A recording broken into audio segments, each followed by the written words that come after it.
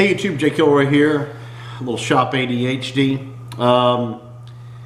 As you might have seen in my last video, link above, my GoPro, piece of crap that it is, that's right GoPro if you're listening, unhappy camper. But I'm guessing since I'm over the age of 40 and I don't risk my life every weekend doing stuff that's stupid, you won't care. So anyway, yeah, the mic shot on it. It doesn't work. You can barely, you hear some little humming in the background. That's about it. I can still use it for B shots, close-up shots and stuff like that, but I cannot use it for regular video, which means I'm back in the market. And my next camera is not going to be a GoPro. That's for damn sure. Something that'll zoom and frame and have some control over exposure and allow you to do better photography. And if you could mount it directly to the machine and not have it vibrate like crazy, that'd be good too. Anyway, we got some new tooling purchases this week. We'll just kick right off with that. We got a couple of nice face mills, or I guess you call these shell mills actually. Unused Niagaras. It's a 3.5 right hand. Got 2 of those. Good deal. Those are fantastic if you can find them cheap. I don't even know if anybody still makes them new, and if they do, they're going to be really expensive. Feed the monster. Feed the monster. And no, I'm not talking about that monster. I'm talking about your collecting monster, if you have one. I unfortunately have one. If you own more than 2 of anything, you're on the verge of collecting. Once you get to the point that I am at, you're really collecting. So, anyway, let me get the camera rearranged and let me show you what I got for feeding the Greenfield tool and die monster. Alright, here we go. Feeding the monster. Yes, you're looking at a Greenfield tap and die set. The top of the case has obviously been replaced with a piece of plywood. Let me give you something for a little scale.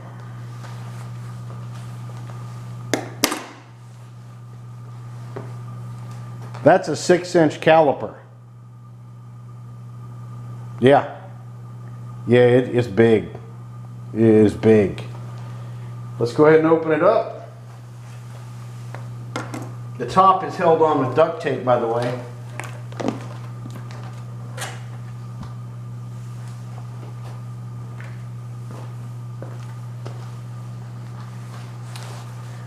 There you go.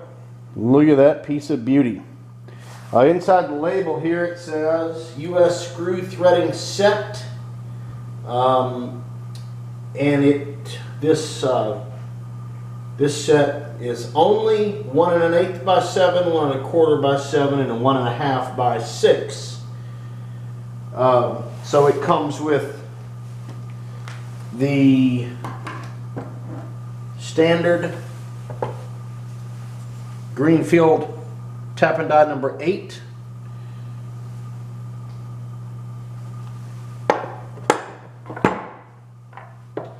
It also comes with the die stock. These are not the usual screw plate style that I normally get. This is just the usual, the kind of regular round die. Still, it's a super quality die, adjustable die. This is a 1 1/4 by 7. This is the middle size for this set here. Then in each size, it comes with a starting tap, an intermediate tap, and a bottoming tap. Here you go. Let's see if you can read that. I doubt it. I don't know. Greenfield tool and die, 1 1/2 by 6. High-speed steel taps. I'll be honest with you. I paid less for this entire set than the retail price would be for this tap. I mean, for a good tap, for buying a Greenfield or another American high-speed steel tap, quality tap in this size. About $100 with shipping. Whoop, got a phone call. Give me a second. So anyway, the box has some damage to it I need to fix. I need to make a new lid, which is no problem because the lid's just a flat piece. Get the hinges fixed. You kind of need your own shelf for this thing, right? It's so darn big. Let me get a tape measure. 32 inches long, 21 and 7/8 wide, and about 3.5 inches thick. And it's heavy. So that is Feed the Monster for my Greenfield obsession. Let me close that.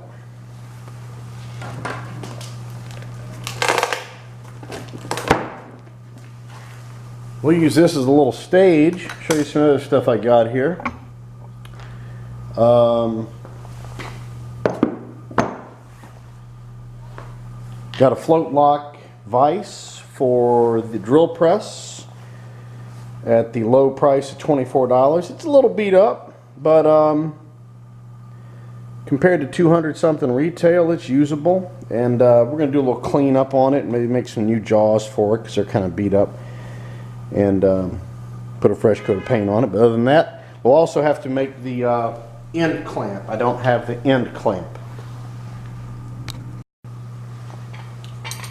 Alright, the next item that I got here recently, recent acquisition, it's been a busy season of tooling acquisition, was some C-clamps.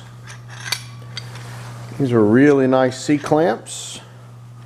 Bessie brand, deep throat, copper coated thread C-clamps. Guy on eBay was selling lots of 6 of these for less than $10 a piece. And related, he was also selling some 8-inch versions of these Bessie clamps, and that's quite a clamp there. Booger's heavy.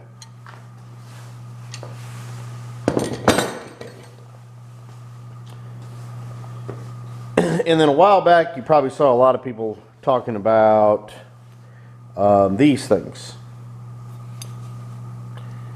These brass footed clamps. Look like rocker arms, really, don't they? Look like a rocker arm. There was a seller on eBay selling a lot of these. I had passed around an email to a bunch of guys, and a lot of guys ended up picking these up.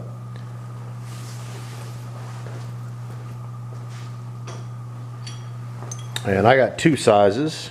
This is a 1/2-inch stud, and then for the big KT, I got these babies here, which take a 3/4 inch stud. And these were cheap. These were like $6 a piece, right? So the deals are out there if you don't mind looking for them.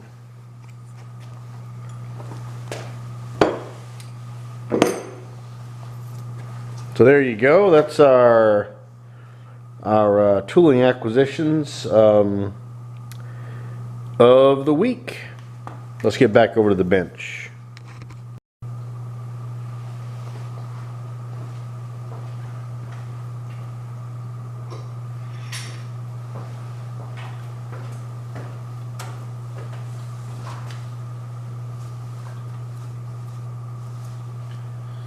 So yeah, a bunch of stuff, bunch of new stuff for the shop. Man can't ever have too many clamps. That's pretty much a rule. I was a little concerned when I bought these because the price was so good, and I was concerned they might be, flimsy. But as a comparison, here's the gold standard of C-clamps, the old school Armstrong C-clamp. This is an Armstrong 406, drop forged USA. This is like I said, this is the gold standard.